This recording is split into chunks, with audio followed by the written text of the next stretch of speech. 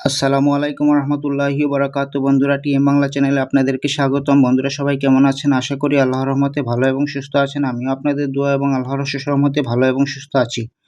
তো বন্ধুরা, স্ক্রিনে যে তাবিজটি দেখতে পাচ্ছেন, এই তাবিজটি লিখে আপনার বালিশের নিচে রেখে দিন। আপনার প্রেমিক কিংবা প্রেমিকা কিংবা স্বামী কিংবা স্ত্রী, যার জন্য আপনি এই কাজটি করবেন, সে আপনার জন্য পাগল হয়ে যাবে, অস্থির হয়ে যাবে।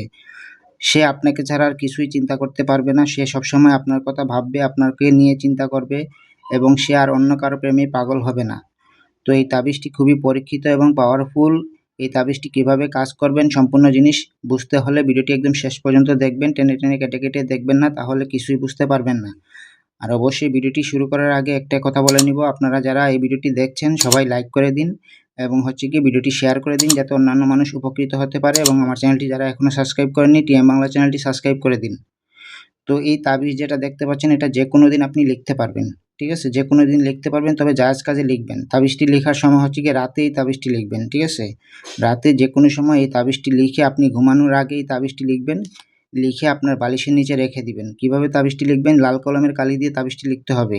পাক পবিত্র অবস্থায় লিখবেন এবং ৩ বার অথবা ৭ বার দুরূদ শরীফ পাঠ করে নেবেন লেখার আগে।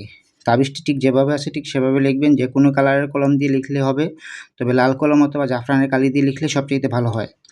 তো তাবিজটি লেখার পর আপনি নিচে যাকে পছন্দ করেন তার নাম কিংবা আপনার স্বামী কিংবা স্ত্রীর নাম এখানে লিখবেন, ঠিক আছে? যাকে আপনি বাধ্য করতে চান, বিনতে দিয়ে তার মা অথবা বাবার নাম এখানে লিখবেন, ঠিক আছে? আর এখানে আল্লাহুব যেভাবে আছে ঠিক সেভাবে থাকবে। এখানে আপনার নাম বিন অথবা বিনতে দিয়ে আপনার বাবা অথবা মায়ের নাম। মোট কথা যাকে বাধ্য করবেন প্রথমে তার নাম বিন অথবা বিনতে দিয়ে তার বাবা অথবা মায়ের নাম। আল্লাহুব যেভাবে আছে ঠিক সেভাবে থাকবে। তারপরে আপনার নাম বিন অথবা বিনতে দিয়ে আপনার বাবা অথবা মায়ের নাম।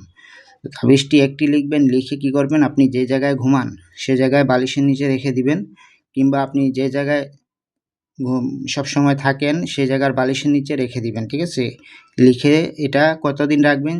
আপনার যতদিন ইচ্ছা, ঠিক আছে? আপনি যাকে পছন্দ করেন, যাকে আপনি ভালোবাসেন, সে যতদিন আপনাকে মনে করেন যে একদম অস্থির না হয় আপনার জন্য, ততদিন আপনি রাখতে পারেন। পরে আপনি এটি ফেলে দিবেন যে কোনো গাছের গোড়ায়, ঠিক আছে? কাগজটি নষ্ট করে পানির মধ্যে ভিজিয়ে তারপরে আপনি যে কোনো গাছের গোড়ায় ফেলে দিবেন আপনার কাজ হয়ে গেলে। তো আপনি যতক্ষণ পর্যন্ত কাজ না হয় ততক্ষণ পর্যন্ত আপনি এটি রাখবেন। যতদিন পর্যন্ত আপনার কাজ না হয় ততদিন পর্যন্ত আপনি এটি রাখবেন, ঠিক আছে?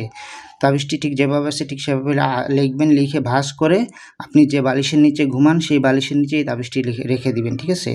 আর অবশ্যই নামগুলো চেষ্টা করবেন আরবিতে লেখার জন্য। আরবিতে না পারলে বাংলাতে লিখলেও চলবে, সমস্যা নাই। যদি বাংলাতে লিখে কাজ না হয় তাহলে আর নামগুলো আরবিতে লিখে কাজ করবেন, ইনশাআল্লাহ 100% কাজ হবে। তো আপনাদেরকে আবারও বুঝিয়ে দিই, তাবিজটি যে কোনো দিন আপনি লিখতে পারেন, তবে রাত্রে তাবিজটি লিখবেন, ঠিক আছে? তাবিজটি রাত্রে লিখে কী করবেন, আপনার বালিশের নিচে রেখে দিবেন। তাবিজ লেখার আগে অবশ্যই পাক পবিত্র হয়ে নেবেন, দুরূদ শরীফ পাঠ করে নেবেন ৩ বার অথবা ৭ বার।